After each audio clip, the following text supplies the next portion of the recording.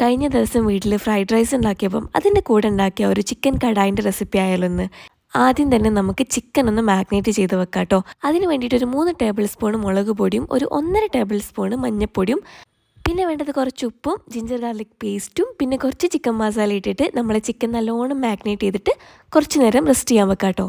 ഞാനിവിടെ ചിക്കന് ചെറിയ പീസസ് ആയിട്ടാട്ടോ എടുത്തത്. നമ്മളൊരു 15 മിനിറ്റാണ് ഞാനിവിടെ റെസ്റ്റ് ചെയ്യാൻ വെച്ചത്. എന്നിട്ടൊരു കടായി എടുത്തിട്ട് കംപ്ലീറ്റ് ചിക്കൻ അതിൽ ഫ്രൈ ചെയ്തെടുക്കുക. എനിക്ക് ഈ ചിക്കൻ കറിയൊക്കെ വെക്കുമ്പം ഇങ്ങനെ പൊരിച്ച് വെക്കുന്നത് ഭയങ്കര ഇഷ്ടമാട്ടോ. ഒരു പ്രത്യേക ടേസ്റ്റ് ആയിരിക്കില്ലേ കറിക്ക്. അങ്ങനെ നമ്മൾ ചിക്കൻ ഇതാ പൊരിഞ്ഞ് റെഡിയായിട്ട് വന്നിട്ടുണ്ട്.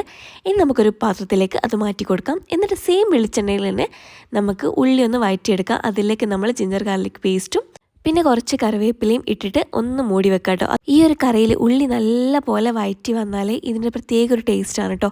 എന്നിട്ട് നമ്മൾ നല്ല ഒരു റെഡ് കളർ ഒരു നല്ല വഴറ്റി വന്നതിന് ശേഷം നമ്മളതിലേക്ക് തക്കാളി ഇട്ട് കൊടുക്കാം കേട്ടോ. ഒരു തക്കാളി ഞാൻ ഇവിടെ എടുത്തത്.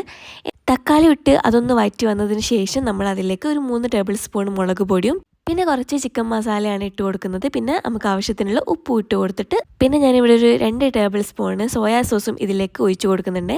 എന്നിട്ട് നമ്മുടെ എല്ലാം ഒന്ന് പച്ചമണം മാറിയതിന് ശേഷം നമ്മൾ പൊരിച്ച് വെച്ച ചിക്കനില്ലേ അത് അതിലേക്ക് ഇട്ടിട്ട് നല്ലോണം മിക്സ് ചെയ്യുക. എന്നിട്ട് ഒരു തക്കാളി ഞാനിവിടെ പേസ്റ്റാക്കി വെച്ചിട്ടുണ്ടായിരുന്നു. ആ ചിക്കൻ ഇട്ടതിന് ശേഷം നമ്മൾ വെള്ളത്തിന് പകരം ആ ഒരു തക്കാളിൻ്റെ സോസാണ് കേട്ടോ അതിലേക്ക് നമ്മൾ ഒഴിച്ച് കൊടുക്കുന്നത്.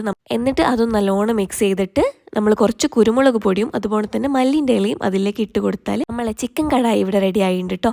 അപ്പം നമ്മുടെ പൊറോട്ടൻ്റെ കൂടെയും ചപ്പാത്തിൻ്റെ കൂടെയും ഫ്രൈഡ് റൈസിൻ്റെ കൂടെ കൂട്ടാൻ പറ്റിയ അടിപൊളി ഡിഷാണ്. എല്ലാവരും ഒന്ന് ട്രൈ ചെയ്ത് നോക്കാം കേട്ടോ. അപ്പോൾ ഓക്കെ, ബൈ.